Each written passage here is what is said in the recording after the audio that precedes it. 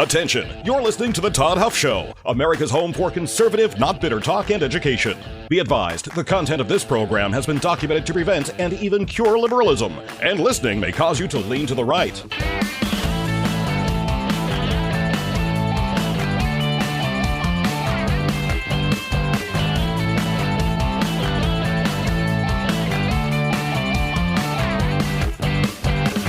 And now, coming to you from the Full Suite Wealth Studios, here's your conservative but not bitter host, Todd Huff. Conservative, not bitter indeed, my friends. It is an absolute pleasure to be here with you today on this Friday. Dr. Fauci's criminal referral coming from the Senate is on potentially the fast track here, with Rand Paul seeking to fast track Dr. Anthony Fauci's criminal referral. Headline here at the New York Post is undeterred by the Senate recess, my friends. I want to talk more about this today. I want to talk about what we went through with Dr. Fauci, some of the things Dr. Fauci had said previously, and of course, what he didn't say during his testimony earlier this week. And time permitting, I might also get into what we're going to call Q&A Friday. This is something that I've kicked around a little bit for some time, where we address some questions that folks have out there. So we might get to that as well, but we're going to start by talking about the potential fast tracking of this criminal referral from the Senate committee here regarding Anthony Fauci. That's where we'll start today, my friends. But if you're curious about Kratom, if you're just trying to figure out who you can trust, let me introduce you to Christopher's Organic Botanicals. They are a family-run company. They offer natural, lab-tested Kratom, not that synthetic garbage that has given Kratom a bad name. Kratom is, well, it should be responsibly sourced and tested for purity, and that's what Christopher's does. That's not what other folks do, but that's what Christopher's does. They work directly with farmers in Indonesia. They follow the same traditions that have been trusted, my friends, for generations.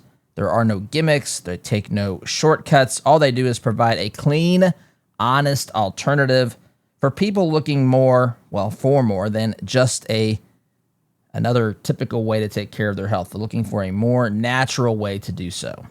So start with their Kratom Starter Pack. It's a great way to begin. If you decide this is a fit for you, coupon code ToddHuff will save you 10% off your first purchase. Christopher'sOrganicBotanicals.com. That's Christopher'sOrganicBotanicals.com. Truth, tradition, transparency. I'm going to read a bit from this New York Post article. Again, headline here: Rand Paul seeks to fast track Anthony Fauci's criminal referral, undeterred by Senate recess. Written here yesterday afternoon by Josh Christensen. Here we go.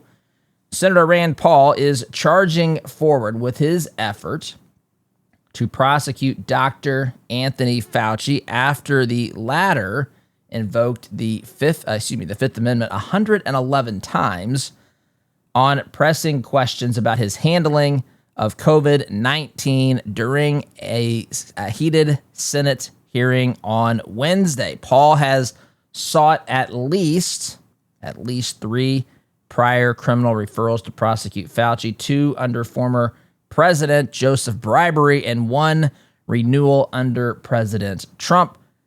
But the doctor's shocking non-answers in the most recent hearing prompted him to fast-track a motion for contempt of Congress. We talked about this a little bit yesterday. In the past, this is a quote from here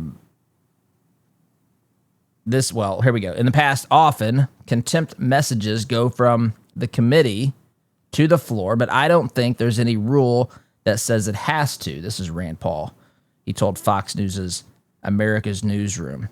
I think it's less likely to pass on the floor. I think we can pass it out of the committee, he added. Almost every Democrat on the Homeland Security panel denounced Paul's efforts and to force Fauci's testimony the day before.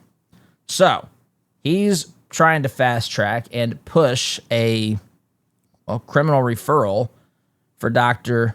Anthony Fauci. Listen, it's interesting, and I played some clips the other day.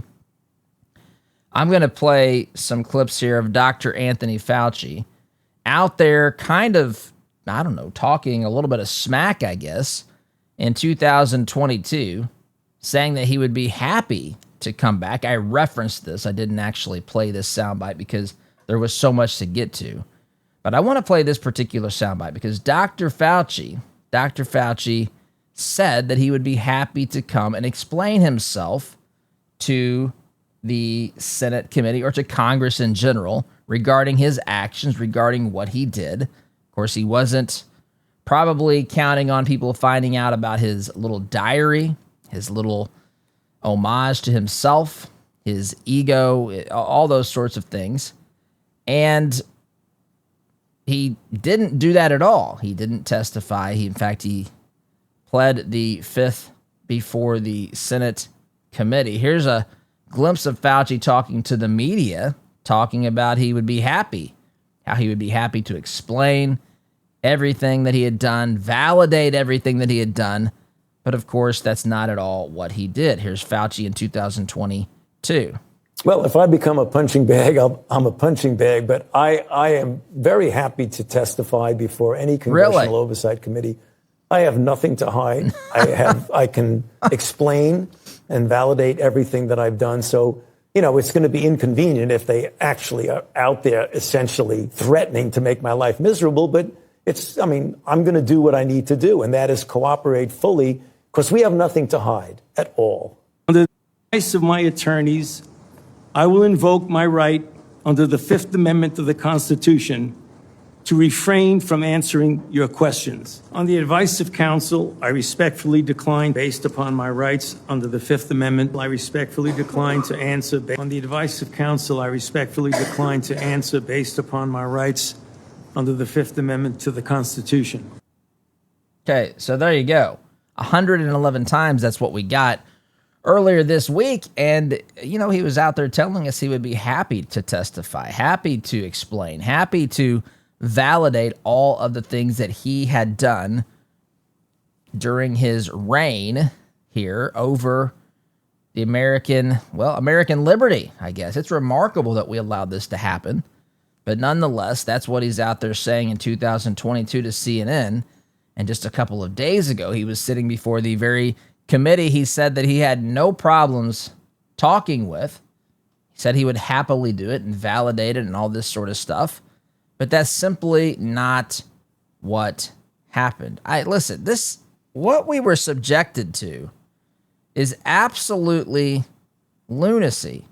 And I got to tell you here, some on the left are circling the wagons on this guy. Here's a clip from MSNBC. MSNBC's Lawrence O'Donnell talking about Dr. Fauci even today. This is his perspective on the situation, how Fauci has done more for the United States of America, for the average American citizen, says Lawrence O'Donnell of MS Now. Forgive me if I say MSNBC, as they've gone through a rebrand over there. They can rebrand all they want.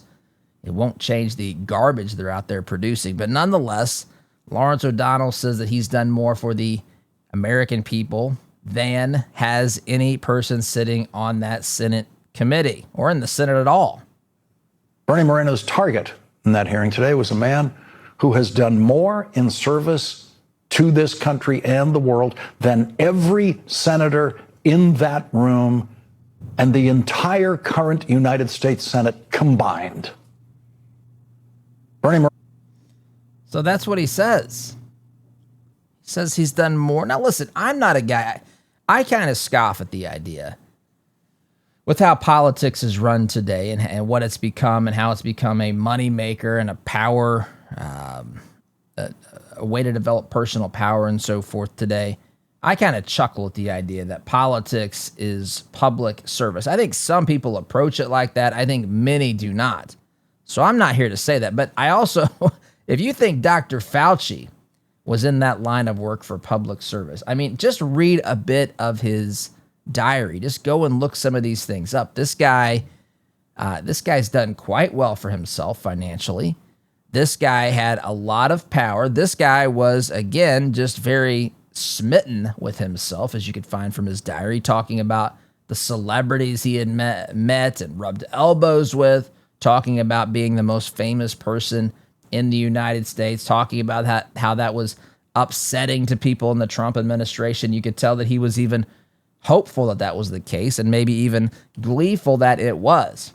So the idea here that this is some public servant who has done some great amount of things for the American people is kind of a laughable joke, if you ask me. So we went through a lot of things here. In fact, as I've been looking at this and remembering this, there's a montage that someone has put together here that I want to play regarding how the media, how society, how the people in the political ruling class talked about people like you and me during COVID, how they tried to intimidate. And this all stemmed from the words and leadership, quote unquote, from Dr. Anthony Fauci. Those were dark days, my friends, incredibly dark days. Here's a montage of some of the things we were subjected to in vaccinated. The media. You are the problem. It is the unvaccinated who are the problem. The truth. Maybe they should be shamed, but the unvaccinated. Don Lemon wanted to shame you if you were unvaccinated. Here's Alabama Republican Governor Ivey here talking about the unvaccinated. Blaming the unvaccinated folks, not the regular folks. We can't trust the unvaccinated. The unvaccinated, a group that includes children and people acting like children. When are we going to stop putting up with the idiots in this country and just say, Howard Stern, it's mandatory to get vaccinated? Oh, you can't shame them. You can't call them stupid. You can't call them silly. Yes, they are. Those who are not vaccinated will end up paying the price. The unvaccinated should be taxed. They should pay more for health care. We need to start looking at the choice to remain unvaccinated the same as we look at driving while intoxicated. It's wild. That's Dr. Lena Wynn, who was all over television at the time, criticizing, castigating, just attacking people who weren't vaccinated, who weren't following the dictates and mandates of people like Dr. Anthony Fauci. Chuck Todd here, really wagging his finger at the American people. The people dying are the unvaccinated. And for those of you spreading misinformation, shame on you. We've got to shun folks. We've got to shun people into getting. To shun those that refuse to get vaccinated. The unvaccinated people have put us in the position that we're in now, and it is not a good place. You got to start telling people, if you don't get vaccinated, you can't come into this office or this place of business. Remember this? If you don't get vaccinated, you can't come to work. No, screw you. That's Dr. Arnold Schwarzenegger saying, "Screw your freedom." That's the last piece of this. I love the music in the background. It sounds a little bit like the Empire in Star Wars when Darth Vader or the Emperor walk into the scene. That's what we were dealing with, my friends. This is unbelievable stuff that we dealt with. I don't know who put that together. You've probably seen things like that. But we experienced some dark days. Some dark days during COVID from the things that Dr. Anthony Fauci was talking about and what he was endorsing and what he was standing behind, saying that it was science. That's another thing. Listen, I don't have a beef with science. I have a beef with the people who are speaking for science, telling us how they interpret science, telling us how they have, in many cases, manipulated science. Remember, Dr. Fauci insisted that this was not a lab leak. Remember this? There are so many things that were not anti-scientific. I mean, masks were not anti-scientific. The social distancing was not scientific. If I said anti-scientific, those things were anti-scientific. They were not rooted in science.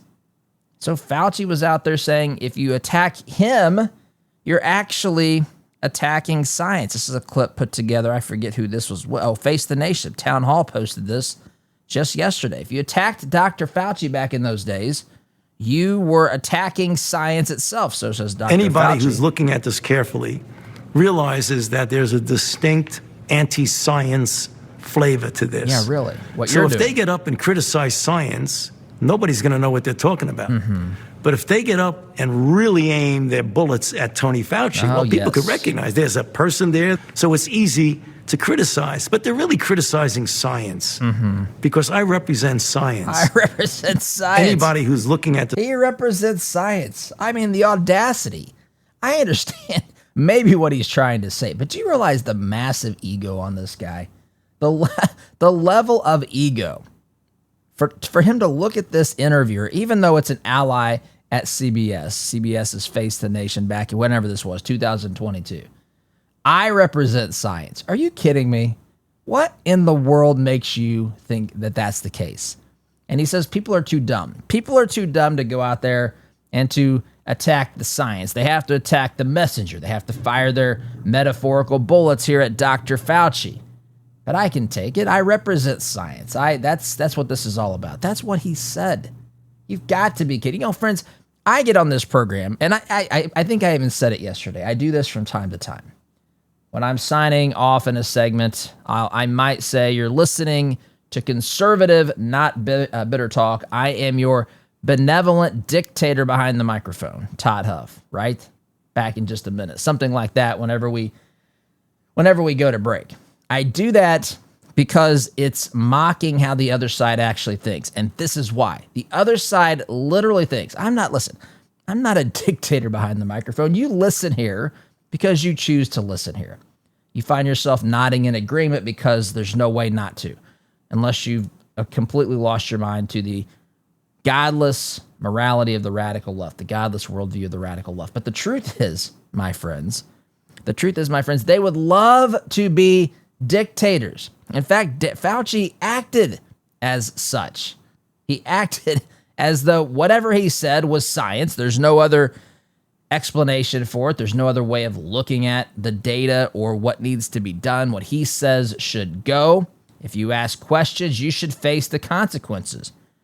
And then, of course, if you disagree with him, you're going to attack him because you're too stupid to actually talk about the science. I remember talking about the science. I talked about the science on here. I asked questions about the science on here. Don't buy the nonsense that says you can't talk about something if you've not been to a liberal or leftist institution that's given you credentials that's basically said you've been indoctrinated to their worldview and so forth in order to talk about it. Of course you can talk about it.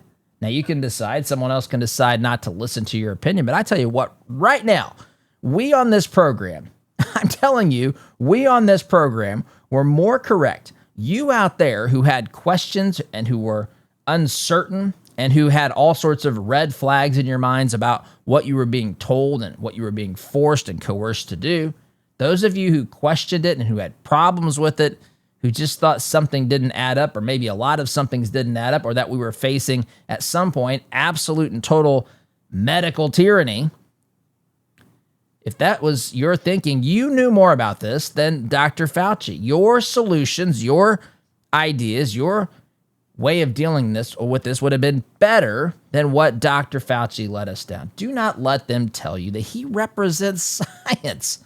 He represents science. What an idiotic statement. I understand that you've been educated in science. I know that you've studied science. I also know what your motivations are now. Well, I knew before this because I paid attention, and I'm a student of human nature. I'm a student of politics. I'm a student of history. I'm a student of tyrants, and I've seen how you behaved, and you fit that profile to a T, Dr. Fauci. You didn't represent science to me. You represented tyranny to me, my friend. Be out there telling me that you represent science. Let's have a scientific discussion. How did we get to social distancing, randomly 6 feet apart, no questions asked? How did we get to masking? It's utterly ridiculous and insane. How did we get to forced vaccinations and forced boosters? How did we get to late night shows having little skits on with songs about people getting vaccinated? How do we have young people? I played the clip earlier, maybe earlier this week, maybe last week, of the young 17-year-old autistic, an individual who was on the spectrum, who sang the song Dr. Fauci, Give Us Vaccines, singing to the tune of Mr. Sandman. And he was cheered by the so-called adults in that room as doing something very brilliant and insightful and helpful to the American people. We experienced absolute dystopia during Dr. Fauci's reign, during that period of COVID. The amount of businesses that were shut down. Folks, it wasn't emergency. I think I read this just coming onto the show. Emergency room visits decreased 45%, I believe was the number, during this insane time of COVID restrictions. This included people who were having heart attacks, people who were getting chemotherapy for cancer, missed appointments. I mean, we totally threw everything out the window for this. And we were told that if we didn't do this, that we were the problem, that we wanted people's grandmothers to die. In fact, if we asked questions about COVID, if we said we don't want to wear masks anymore, we don't see the point of it, if we said social distancing is just a ridiculous thing, if we asked any question about it, we were basically relentlessly mocked, which I don't care. Listen, it says more about the person doing the mocking than it does about me and you. It does not bother me, but it's just, the point is that they lost their ever-loving minds. They thought you do this or else. You're the problem. They cheered even if you got sick. They wanted you to get COVID. They wanted you to get on a ventilator. Some of these, I'm not saying every person, but my, oh my, they certainly were out there. It's a terrible, terrible time. Thanks to someone like Dr. Fauci. What an unmitigated disaster. Friends, are you tired of spending your hard-earned money at businesses that turn around and support leftist causes? Well, that's exactly what we've done when we created Freedom Marketplace here. We've given you a solution to that, I should say. We've not done it for leftist support. We've done it so that you don't have to support businesses that are supporting leftist candidates and leftist causes. That's what Freedom Marketplace does. It's a free, searchable directory of businesses that share your conservative values, businesses that have vowed not to support leftist candidates or causes. Let me make that clear. This is for businesses who are in favor of freedom, conservative principles. They have rejected the leftist nonsense out there. There's no strings attached, just good patriotic businesses pushing in the same direction you are. You can check it out today. It's free, freedommarketplace.net. That's freedommarketplace.net, liberty and business for all. Quick time out here for the benevolent dictator behind the microphone. Back here in just a minute.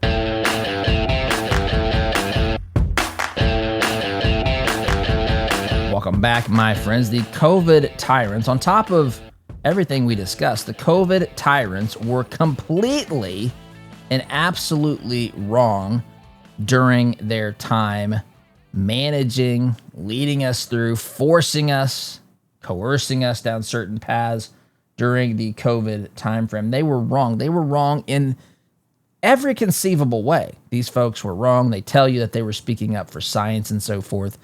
It's amazing to me. You'll still have people out there say, oh, the science has proven that people on the side of forced vaccinations were right. People on the side of social distancing were right. There's no reason to believe this. None. Even Fauci. Listen, just go to Fauci's journal. I saw the Babylon Bee. I think it was the Babylon Bee.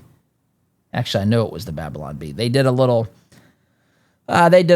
satire AI video that said Fauci's attorneys are just beside themselves because he basically kept a working journal on every crime he committed during the COVID timeframe. And there's a degree of truth in that, or you could see based upon the allegations and so forth. But they just made things up. And listen, I learned a lot of that. You did too. During the time of COVID, we learned a lot. And I'll tell you a couple things that I learned. Number one, people do not have the ability. They've abdicated their responsibilities to think for themselves. And they've lost. Many people, I don't mean all people. I know that people that listen to this program are independent and free thinkers. But a lot of people have totally abdicated their responsibilities to think. And it's ultimately their fault, especially for the adults. If you're a younger person, if you're not an adult yet, or even if you're maybe a young adult, this is the product of how you've probably been educated. You know, we used to try to teach people how to think in this country, give them the skills to be able to think about things independently and critically and so forth. Now we tell them what to think. And you could tell when Dr. Fauci, I mean, just look at how people responded to Dr. Fauci. Look at how MS Now responds. Lawrence O'Donnell on MS Now responds to Dr. Fauci, saying that he's done more public service than every U.S. senator combined, which again, I'm not here to defend the quote unquote public service of people who use that in the ways that they've been using it to empower and enrich themselves and so forth today. That's not the point. But the idea that somehow Dr. Fauci's above the fray is absolutely insane and laughable to people who pay attention to these sorts of things. But it's remarkable to me how people have abdicated their responsibility to think. And it's foreign to me. And it's foreign to most of you as well. I tell my kids, we live differently than a lot of people do.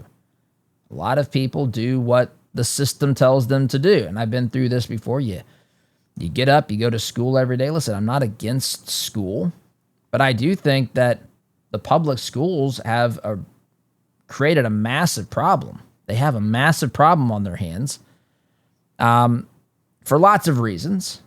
Doesn't mean that there's no good that can come out of it. I think I shared that our girls will be participating in one class a day so that they can participate in sports at the school district. I think the sports are, of course, we didn't force them to do this. They wanted to do this. I think that sports are actually a very helpful part of a person's education. I learned more by playing high school and college sports that helps me today in practical ways, dealing with adversity and difficulties and teamwork and that sort of stuff that I learned in some of the classrooms, maybe even many of the classrooms. Of course, there's some things you learn in the classrooms that are important as well. I'm not here to just paint with a completely broad brush, but I will say that public school is a massive problem. And there's lots of reasons. That's not the point of this particular episode today, but I will tell you that part of the problem, and you know this, is that people think that, hey, I just go into class, they tell me the facts, I memorize them, I fill out the test, I get a good grade, and if I do that enough times, another educational institution at some point will let me attend post-high school as a college student, and I'll give them money to then pay me. Of course, many folks think that should be free as well, but I don't want to go down these rabbit holes. I simply want to stay on track here this morning and say that the next step is that, hey, I go to college, I find a major that I want to study, I have new people tell me what to think, I memorize that for the test, I take the test, I pass the test, I do that well enough, I regurgitate the information that they shared with me during the lectures well enough, I get a good enough grade to maybe go to even a next level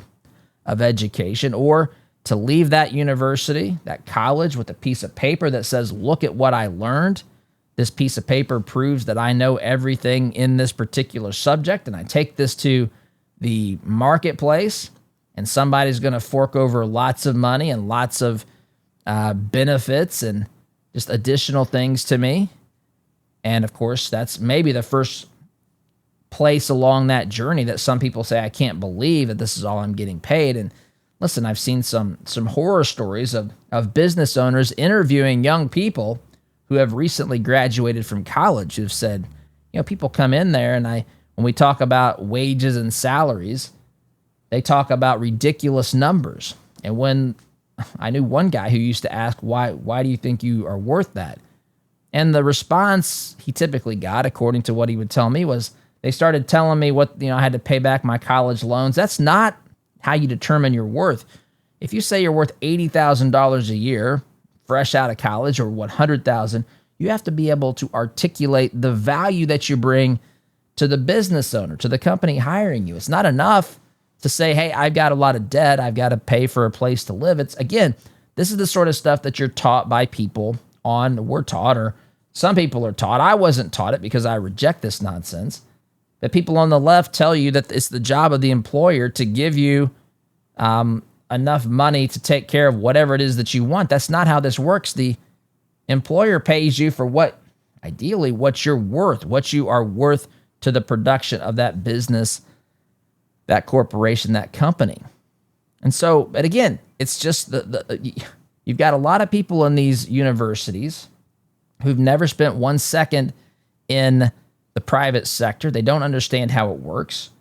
They would rather live in their own little bubble where they're kind of a semi-pseudo god in the classroom. What they say goes. You can't question them. You just regurgitate what they say for their massive ego. This is probably why Fauci likes environments like that. Anyway, this creates a group of people on the other end of the process that are just looking for what to be told to do next. And then they're told by some guy who has a lot of experience, a lot of formal education, and they think, my goodness, I had people who had been formally educated telling me what to think and how to do things all my life. Here's the one I should listen to. I should listen to him because he's got the credentials. He's got the lab coat on. By the way, if this guy was saying things that was in alignment with conservative thinking or even science, actual science, the left would be pointing out incessantly that this is an old white guy. Haven't heard anything about that. Race and ethnicity and gender matter whenever it's someone who is pushing in the direction of conservative principles and values or away from totalitarianism. But when it's someone who's willing to carry that mantle forward for the lovers of big government, it doesn't matter suddenly. All sorts of problems with this. A lot of people don't even see those things because, again, they're so dutifully sitting on the edges of their seats, waiting on what to be told to do next. Never mind that none of the things mattered. Never mind that we literally started. The starting point for the COVID response was 15 days to control the spread. And we literally have people, what are we now, to 2020? So over 6 years later, I still see people on occasion, you have too probably, driving in cars by themselves wearing masks. I don't understand what has been done to their abilities to think and to be critical and to say, you know what, I have a brain too. I don't need someone to just tell me, listen, I'm not saying you shouldn't listen to people who have been educated, but if what they're telling you repeatedly doesn't make sense, isn't in alignment with what, just basic understanding and logic says that they should be telling you. If it doesn't make sense, if the evidence continues, the data continues to show that these folks are incorrect, why would you keep believing them? It is remarkable to me how some people think, my friends. You've worked hard. You've made smart choices, and now it's about making sure that effort counts, not just today, but for the future as well. Full Suite Wealth helps forward-thinking people with a coordinated approach to wealth, legacy, and legal planning, including private equity, private credit, and options strategies. They'll help you see the big picture, plan ahead, and make your success truly matter for the people you care about most. The goal is to create a plan that stands the test of time. Visit FullSuiteWealth.com today, my friends. Jason and his team will take good care of you, your family. FullSuiteWealth.com. Build your legacy, secure your future. Time out here for me, my friends. Back here in just a minute.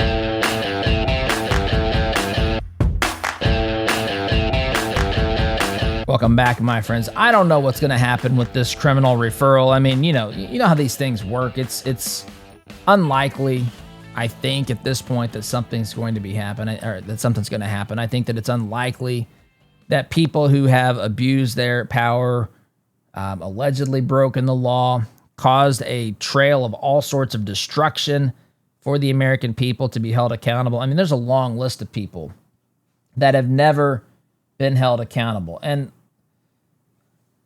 of course, it would be good to see justice served. I'm not overly hopeful of that. I hope that it is, but I will say this: I think it's in the long run, it's more important that we prevent these sorts of things from happening again. I still absolutely believe that we should pursue these things when people have broken the law, when people have, for example, been in contempt of Congress, allegedly here. I think those things should be pursued. I don't think they should be pursued just because someone has a difference of political thought and opinion. That is an abuse of power. But I also think that people should not be able to hide behind the fact that they did all sorts of things, some questionable things, things that in fact may be illegal, and then they hide behind the fact that they're on the other side of the political aisle when you're in power and say, listen, you can't come against me, you can't come after me because I'm a political opponent, a political adversary. You can't target me. Well, that's true. I'm not targeting you, but if the investigation clearly and unequivocally shows that you broke the law, that you, in this case, were allegedly in contempt of Congress, then I've got every right to pursue that. Just because you're in the political minority does not give you free license to be able to do whatever you want to do, especially when you did that effectively during the time of COVID. And the destruction, again, I went through some of it earlier. It is remarkable to me. The amount of people who died alone, you know how terrible and sad that was? I remember talking about that with people, probably on this program. People who lost family members had to say bye to them over FaceTime or some such thing. Ridiculous and sad. That was the sort of thing that was defended. People who didn't get treatments for other diseases like cancer. People who had heart attacks and didn't go to the emergency room. Businesses that went out of business. Businesses that maybe survived, but have had a tremendously more difficult path set before them because of the decisions that have been made by these COVID tyrants. The fact that people are now more open, some people are more open to government intervention because they saw it and they just accepted it during the time of COVID as the way that things should be.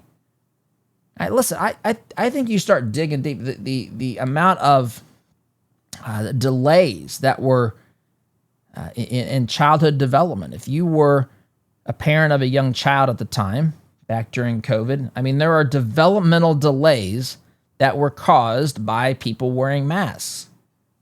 It's been researched and determined that some kids who were younger during COVID started speaking later. It took people's academic, it knocked people off track, something like, I forget the number, but it was a year or two, it put people off track on the educational cycle that we have, or the educational journey that Americans take today through public education, or just through the standard way of looking at development and academic achievement and all that. It disrupted everything. It disrupted absolutely everything. I'll tell you what else it did. Whenever we said that people had to wear masks and be socially distant and all that stuff, I think a lot of people stopped looking at people as human beings, fellow people, and started looking at them as nameless, faceless germ carriers. And I think some people still live with that mentality. People who live in the digital world, whose entire world is ordering. Listen, there's nothing wrong with any of these things. Don't misunderstand me. But they'll wake up, they'll work remotely from their job. Maybe they're living by themselves or whatever. They'll play games online. They will never go out and associate with people. They order DoorDash or whatever, the Grubhub and these sorts of things. They never actually experience interpersonal communication, and just they look at people. I'm telling you, that's one of the side effects of this. One of the consequences of what we've gone through is that people stop looking at people as human beings. And then those people get online, they get into my Facebook comments, and they say some truly reprehensible things, including threaten to kill me, which I got my first, I would say, first death threat this week. Which, whatever, it's not about me. The point is that it's about our society. It's about our humanity. I had someone text me last night and said, man, I miss the days when you could actually disagree with someone and have a discussion about it. Now you disagree, and they immediately call you all sorts of names. I've been called all of them. Some of you have been called many as well, maybe all the names that I've been called. But that's the world that we live in, and I think some of it, not all of it, I think ultimately beneath everything, we're in a spiritual crisis, a spiritual war. We have spiritual forces that are fighting for control of the hearts of people. And I think that's the main driver. But I think COVID and the dehumanizing factor of it, and the fact that we can just, again, have all these attacks on people across social media, there's a lot of fuel here, a lot of kindling that's been thrown on this fire. But I do think, my friends, that we can turn this thing around. But we got a lot of work to do, and I'm out of time. I hope you have a wonderful weekend. Thank you so much for listening today. SDG.